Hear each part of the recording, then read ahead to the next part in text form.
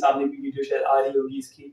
तो ये सारे जो है ना नोरा के सॉन्ग, नोरा के सारे सॉन्ग। तो पहला जो है मेरे पास सॉन्ग आ चुका है और पहला सॉन्ग जो है वो ये है। ये मुझे पता है। तो अब देखते हैं कि क्या ये मैं कर पा रही हूँ। ओके तो अब हम देखते हैं। पहले मुझे लेना चाहिए था यार। क्या मैं थोड़ा आगे भी जो हूँ। हाँ जो मतलब स्क्रीन पे दिखा रहे हैं उधर से क्यों दिखा रहे हैं? हाँ इधर मतलब मुझे भी तो उधर दिखे ना, मैं वीडियो एडिट कर रहा हूँ मुझे दिखे।